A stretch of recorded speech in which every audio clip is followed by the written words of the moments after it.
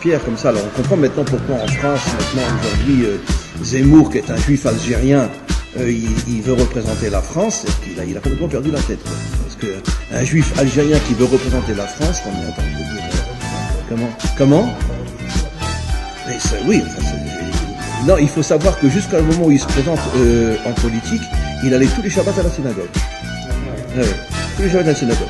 Maintenant, un peu moins parce qu'il est très occupé, mais c'est pas ça que je veux dire, mais c'est un exemple fondamental de la folie des gens. Je veux dire que comment un juif algérien peut vouloir représenter la France, en plus, je veux dire, il critique les musulmans, alors que lui-même, normalement, il est victime de l'antisémitisme. Donc, comment un juif algérien peut critiquer des musulmans? C'est de la folie. Ça n'a aucun sens. Donc, ça prouve vraiment que quand quelqu'un n'est pas à sa place, il perd complètement la tête. Il devient fou et on prie pour qu'il soit pas élu parce que si jamais il devient président de la France, c'est la catastrophe pour les juifs. Comment? Non, c'est pas voulu. Si c'est voulu pour le Satan. C'est par le Satan, pas par Hachem, ça c'est sûr. Mais bon, bref, allez, on prie pour qu'il soit pas élu. Comment? Mais parce que c'est un type qui a un comportement d'extrême droite. Il est très très extrémiste et je veux dire et depuis quand un juif en exil se permet de critiquer les musulmans? Depuis quand? Comment? Ah, il les critique pas, ben mince alors. Oui, d'accord, alors il critique les voyous, etc. Mais bon, c'est une vitrine pour dire qu'en vérité, il souhaiterait que tous les musulmans retournent dans leur pays. Mais lui, par contre, un juif algérien, il a le droit de rester en France. Comment? Quoi? Quoi? Eh ben alors lui aussi qui vient en Israël, mais lui, qu'est-ce qu'il est? C'est un juif algérien. Donc ou tu retournes en Algérie, ou tu retournes en Israël. En vérité, ta place est en Israël, mais pas te présenter aux élections pour devenir président. Ça n'a aucun sens. Vous imaginez, président de la France, un youpin algérien? Non mais attends, n'importe quoi. Comment? Hein? Oui, on est assimilé ici, c'est vrai. Parce qu'on est un pays occidental, donc tout fonctionne selon le mode occidental. Ça n'a aucun sens. Vous imaginez, président de la France, un youpin algérien? Non mais attends, n'importe quoi. Comment?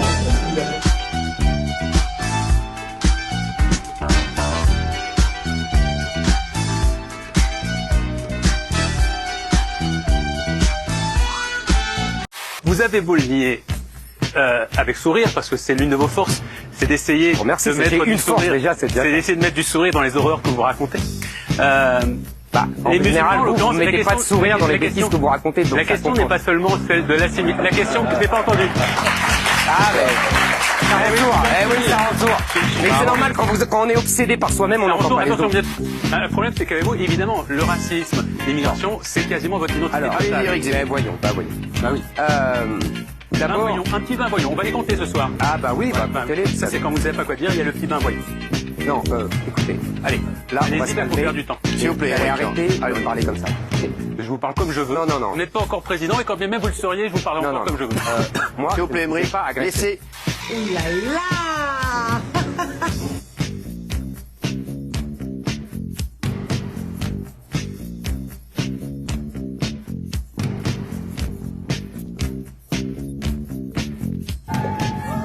Alors là, pareil, hein, c'est pas qualité, pas moderne. Et je peux sentir, moi je peux voir à quoi ça ressemble. Par exemple, si je regarde ça c'est... La Purple Haze. Purple Haze, d'accord. Je connais pas. Ah oui, c'est un peu mentholé, herbacé, ça pique un peu le nez. C'est parce qu'elle est fraîche. Ok, d'accord, si vous me dites que c'est de la fraîche. C'est de la... Qui ont dit que vous les avez maltraités. Et j'aurais aimé que ce sujet soit abordé. Qui a dit que vous les avez maltraités? Deux femmes qui ont dit que vous les avez maltraités. Ah, parce que maintenant vous faites le relais d'accusation. S'il vous plaît, Monsieur Corbière, on va en parler de votre cas. On va en parler de votre cas. Moi, je n'habite pas dans un HLM depuis 20 ans, s'il vous plaît. Et alors que je suis député. Qu'est-ce que t'as raconté? Oui, alors si vous voulez arrêter là, on va y aller, Corbière. S'il vous plaît, Alexis Corbière. Attendez, on est dans le débat. Vous allez lire un truc, C'est vous qui avez dit un truc. C'est vous.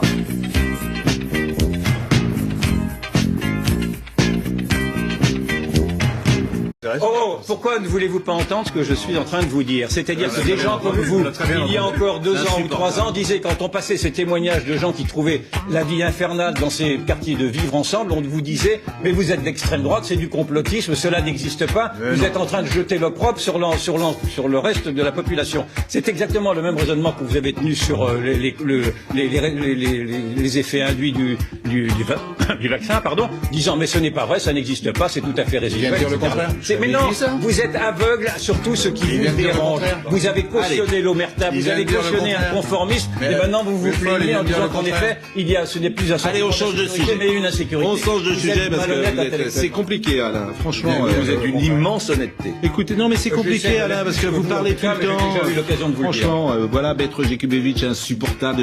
C'est une pluie de gens. Franchement, c'est compliqué. Moi, je vous aime bien, mais c'est compliqué. C'est sûr. C'est vrai que c'est compliqué de venir sur votre plateau, ça je reconnais, oui, effectivement. Si on veut en prendre plein la figure, c'est vrai que c'est là qu'il va se victimiser. C'est là qu'il faut être.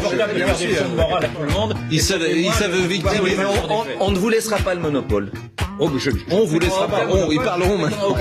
Simplement, je réclame ma liberté de dire ce que je vois. Mais enfin, si parlez, mais comment dire, ne l'interrompez pas. Enfin, comment vous dire ça? Laissez-le finir et puis après vous parlerez. Enfin, vous n'êtes pas exempt quand même de toute reproche dans votre carrière professionnelle.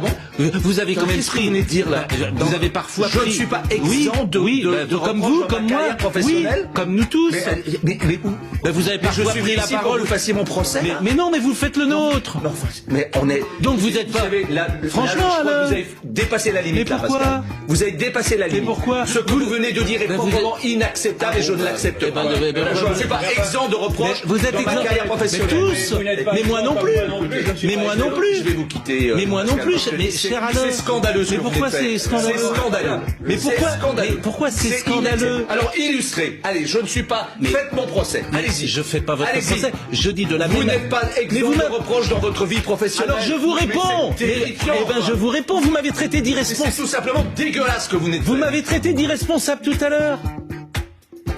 Vous m'avez traité moi d'irresponsable. Je vous ai pas dit que vous étiez irresponsable. Je vous ai dit que vous n'êtes pas exempt de tout reproche. C'est quand même beaucoup plus doux. Vous m'avez dit que j'étais irresponsable. On n'a pas tout à fait la même charge de responsabilité sur cette antenne. Ah, vous n'en avez plus. Mais vous m'avez traité d'irresponsable. Ahurissant. Non mais je vous réponds précisément. Donc je dis d'une manière très douce, comme nous, très douce. Je dis comme nous tous, vous n'êtes pas exempt de reproches professionnels dans votre carrière, j'imagine. Je n'ai pas imaginé. J'imagine que vous n'êtes pas exempt de reproches dans votre vie personnelle, monsieur. Mais alors, vous avez parfaitement raison. Je suis pas exempt de reproches dans ma vie personnelle. Je me fais la réflexion tous les jours, cher ami. Où sommes-nous? En tout cas, on est sur.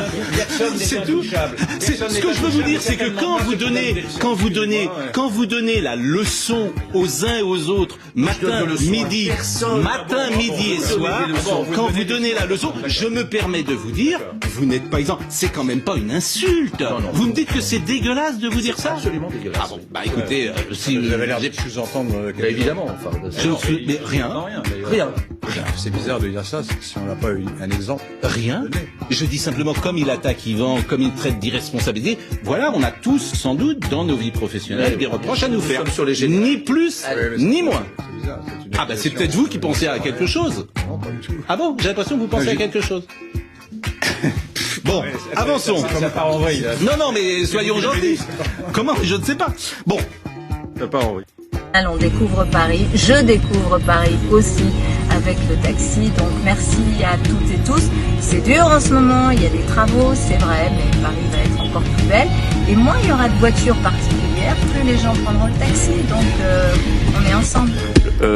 En fait, résiste au vaccin. Alors on va nous vacciner 3, 4, 10 fois et ensuite on va découvrir que Omicron de toute façon échappe au vaccin. C'est même pire que ce qu'on craignait. Les Anglais, encore eux, viennent de donner des chiffres en vie réelle. Alors attention, ne frissonnez pas, mais après 2 doses de Pfizer, l'efficacité n'est que de 19%. Et on parle d'une efficacité 2 semaines après 2 doses. Avec AstraZeneca, l'efficacité est nulle après 2 doses. Donc vraiment, contre Omicron, 2 doses, ça ne suffit pas. Avec une 3e dose de Pfizer, on va remonter à 77% d'efficacité. On va être à 73% d'efficacité avec AstraZeneca. J'ai entendu le président du conseil scientifique nous parler déjà de 4e dose et de 6e vague. Donc, si vous voulez, s'il faut se faire vacciner tous les 2 mois, à ce moment-là, il faut remettre en cause l'efficacité des vaccins. Tous ceux qui ont laissé entendre que la vaccination pouvait être un problème et non pas une solution ont une responsabilité lourde, ont fait une faute politique. La gauche républicaine, elle doit pouvoir parler d'immigration. Dire par exemple qu'aujourd'hui il faut arrêter l'immigration. Il faut appuyer sur le bouton stop. Il faut faire une pause.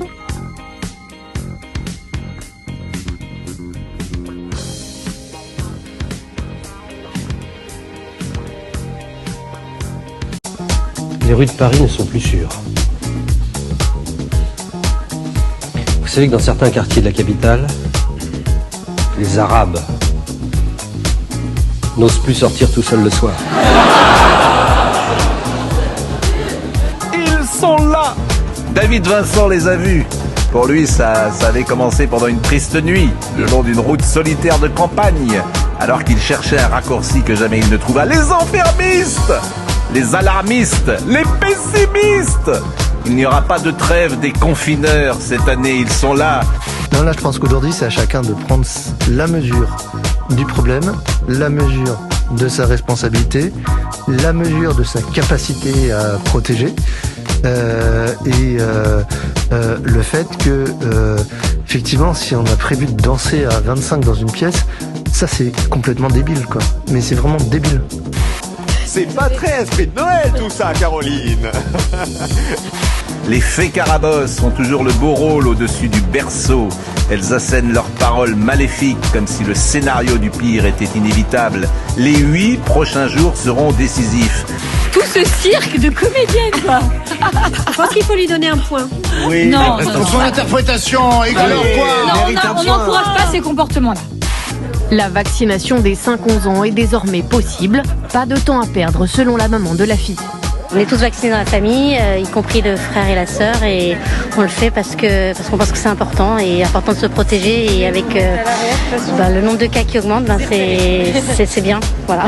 Vous êtes prêts les gars ou pas? Alors, gardez-vous. C'est bon. Comment je les maîtrise?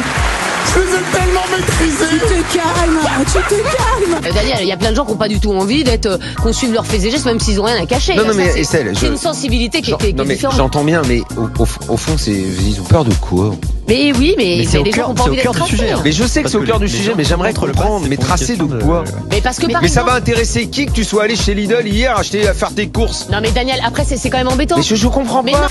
Il est beau ce blaireau. Non, celui qui est derrière moi. Super le gros plan. J'ai fait ma piqûre de rappel dès que ça a été possible. Et l'autre jour, l'ancien président Trump a annoncé qu'il avait reçu sa dose de rappel. C'est l'une des rares choses avec laquelle nous sommes d'accord. C'est-à-dire qu'on est en train aujourd'hui de marcher sur la tête. Vraiment, on ne veut plus bosser. Non mais Michel, il faut appeler un chat un chat. On ne veut plus bosser.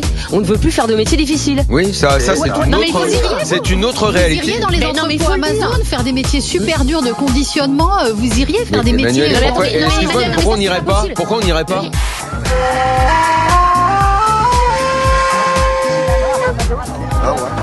Tous ceux qui travaillent en agence d'intérim et beaucoup de ceux qui sont en Pôle emploi te décrivent des réalités de gens qui sont désociabilisés, qui ne veulent plus se lever le matin, qui sont incapables de respecter les horaires, qui sont sans arrêt en train de jouer les petits syndicalistes, genre il faut que je fasse la pause à 16h, la pause à 10h. Il y en a de plus en plus parmi les jeunes, des gens comme ça. On parle pas de ceux-là, moi je parle des jeunes. Mais je te réponds honnêtement, tu avais le doigt écrasé. Faut qu'on fasse la radio, il faut qu'on discute avec le chirurgien. C'est le hein? Je veux pas perdre mon boulot. Non, mais tu vas pas perdre ton boulot, t'inquiète pas. Le pire, c'est que je finis mon CDI avant-hier. Mais c'est pas grave, ça me rend. C'est un accident du travail, c'est un accident. C'est pas ta faute. T'inquiète pas pour le boulot. Depuis tout à l'heure, vous parlez, on peut pas vous répondre. Donc, mais depuis tout à l'heure. mais à la CGT, le dialogue, on sait pas ce que c'est, donc c'est normal. Vous ne que du café du commerce et que des livres. Mais alors, Benjamin Amar, déjà le café du commerce, vous devriez pas le snober à la CGT. Bon, ça vous permettrait de recoller avec les réalités. Je sais que vous préférez les salons à la CGT, mais le café du commerce, vous seriez plus en phase avec les gens. C'était une très belle punchline, ma belle. J'espère que je l'avais bien préparée. Bonjour à tous. Je vous retrouve en cette veille de Noël avec quelques petits messages à partager. Je suis rongée par la tristesse. Une certaine neurasthénie s'est emparée de moi et tous les jours je pleure. Je ne me supporte plus. Je sens mon corps et mon esprit se recroqueviller sur eux-mêmes et la seule chose dont j'ai envie, c'est de partir. Voilà le message que je voulais vous passer en vous souhaitant de très bonnes fêtes, en vous souhaitant un joyeux Noël. Alors, on a là quelques jours où il faut absolument qu'on décroche. En tout cas jusqu'au 25. Le 26, je vous donne rendez-vous au soir, donc à 20h30 sur Twitch, pour vous parler de l'avant-projet de loi et de quelques trucs qui m'agacent et m'irritent, et je vous dirai ce qu'on fait concrètement. Maintenant, on passe à la phase concrète d'action. Je vous expliquerai ce qu'on a fait et ce qu'on va faire. On va pas se laisser faire comme ça, que ça soit bien clair. C'est-à-dire qu'il y va de l'avenir de notre société. Vous verrez que tout ça n'a plus rien de scientifique, que c'est même scandaleux que des médecins ne s'élèvent pas contre cet avant-projet de loi, s'ils savent encore lire. Tandis que, en deuxième lieu, donc je vous l'ai dit, il faut sur ces 2 jours décrocher. Il faut décrocher, et il faut véritablement que l'on pense, je m'adresse vraiment à tous ceux qui ne sont pas vaccinés, tous ceux qui refusent ce projet de société qu'on est en train de nous dessiner à travers ce projet de loi absolument incroyable. Quand vous le verrez, c'est à halluciner. Et je voudrais vraiment qu'on prenne ces 2 jours un peu pour réfléchir. 2 jours pour se demander quelle société nous voulons et si finalement il n'est pas le temps d'aller chercher non pas les dubitatifs, mais les mous mais les convaincus mous, si je puis dire. Ceux qui finalement se planquent. Ceux qui se planquent derrière leur écran. Ceux qui se planquent sous leur lit. Ceux qui se planquent derrière 1000 raisons, et parfois bonnes d'ailleurs. Je pense à ceux qui ont 0 dose. Et à un moment, ils vont vouloir se mettre à jour. Ils vont manger une séance d'acupuncture, ça va être très dur. Ouais. Alors apparemment, la majorité des Français seraient favorables à une 3e dose. Même les non-vaccinés. Qui utilisent le pass des gens vaccinés et qui disent aux vaccinés merci de se mettre à jour. Sinon, on peut plus sortir. Voilà. Ça rigole un peu fort pour que ce soit pas suspect d'ailleurs. Non, les gens utilisent le pass des autres. Moi-même, j'avais utilisé le pass d'Emmanuel Macron qui avait fuité. Ouais. Ça marche. Ouais. Mais ils ont dû halluciner à la sécurité sociale. Ouais. Ils ont dû dire bon, visiblement, le président flunch à Melun le samedi soir. Il a une bonne vie de merde, ce président. Ouais. Alors attention, utilisation d'un pass frauduleux est passible de 5 ans d'emprisonnement. Voilà. Après, s'il faut un pass pour aller en prison, ça va. Vous rigolez, les trucs illogiques. Regarde, t'as plus de masque. Tu dis je vais à la pharmacie pour en acheter. Sauf que pour rentrer dans la pharmacie, faut un masque. Hein. Tu te retrouves dehors comme un con. Ils ont rien de masque ou un ticket resto. Bien plus simple. Hein. Tu chopes le Covid, t'as 6 mois de passe gratos. Hein. Ça va créer des tensions cette histoire. Tu sors tranquillement dans la rue, tu vas tousser, tu vas te faire lécher par un anti-vax qui va te dire partage. En même temps, c'est la crise. Hein. Le PCR est passé à 24 heures de validité. Là. Ouais. Le dernier test que j'ai fait, on m'a dit vous aurez les résultats dans 48 heures. J'ai dit oublie, je vais aller lécher les barres du métro, c'est plus simple. On se vaccine pour voyager, ça marche pas tout le temps. La Chine reconnaît pas les vaccins européens. Voilà, on peut pas aller en Chine. Ma question c'est est-ce qu'on avait vraiment envie d'y aller? Personne m'a dit quel dommage, je voulais fêter le nouvel an à Wuhan. On avait acheté un pangolin pour le réveillon. J'ai un pote là, il s'est fait vacciner. Il m'a dit putain, depuis que j'ai fait la 2e dose, je suis mort, j'arrive plus à bosser. Ça fait 6 ans que t'es au chômage. T'as bon dos le vaccin, toi. Il y en a, ils ont peur des effets secondaires. Et on dit à ces gens-là, écoute, le vaccin c'est comme l'élastique dans le saut à l'élastique. Il y en a 1 sur 10 millions qui pète, pour autant, au moment de sauter, tu refuses jamais l'élastique. C'est vrai. Jamais tu dis laisse tomber, j'y vais à capella. Dans la vie, il faut savoir rebondir. Voilà. Après, en même temps, quand tu sautes d'une falaise, tu meurs. Hein. Tu te relèves pas en disant je suis un peu fatigué, j'ai perdu le goût, l'odorat. Donc ça marche moyen cette histoire. Il y en a qui disent ouais franchement on se plaint alors qu'il y en a qui n'ont pas accès au vaccin. Alors, je remets pas en question le vaccin, mais tout ce qui est accessible n'est pas forcément bien. Francis Lalanne, il joue gratuitement dans les manifs. Personne n'y va. Hein. Et on pourrait s'indigner et dire vous vous rendez compte, en Afrique ils n'ont pas accès à Francis Lalanne alors qu'il est efficace contre la musique. Moi je suis ni pour ni contre le vaccin, je suis juste un peu sceptique, mais forcément. Tu sais, on nous annonce tranquillement que le vaccin est valable 4 à 6 mois. C'est pas un vaccin ça, c'est un lissage brésilien. Ouais. Du coup on me traite de complotiste. Ouais. Alors je pense qu'il y a différents niveaux de complotisme. Il y en a un qui est venu me voir à la sortie de mon spectacle, complètement éliminé. Il me dit écoute on nous ment, Michael Jackson n'est pas mort, il est sur une île déserte au large de Cuba. Je lui dis écoute, tant qu'il est loin d'une école primaire, tout va bien. Ouais. J'ai rien à voir avec ce mec-là. Hein. J'ai rien à voir avec les platistes aussi. Il y en a qui pensent que la Terre est plate. Il y a un Américain qui a fait sa fusée artisanale là, ouais, pour montrer que la Terre est plate. Il y a une vidéo à voir sur YouTube absolument. Il monte dans sa fusée, il part en l'air, il tombe et il meurt. Il y a un mec qui a commenté, il a prouvé que la Terre est dure. C'est déjà pas mal. Ouais.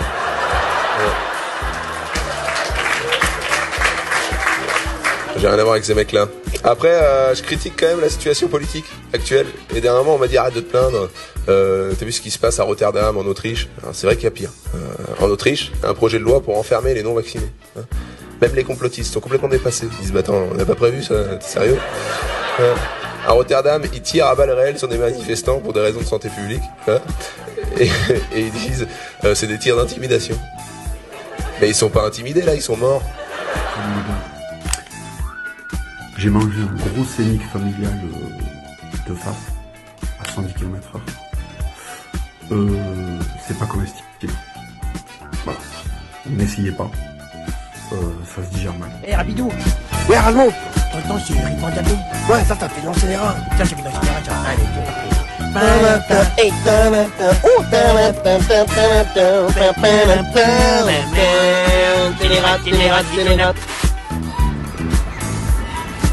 c'est incroyable. Je la trouve grandiose.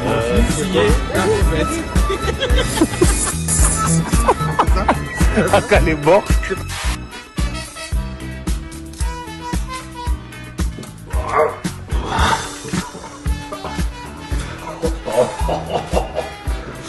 Et c'est là l'arrache.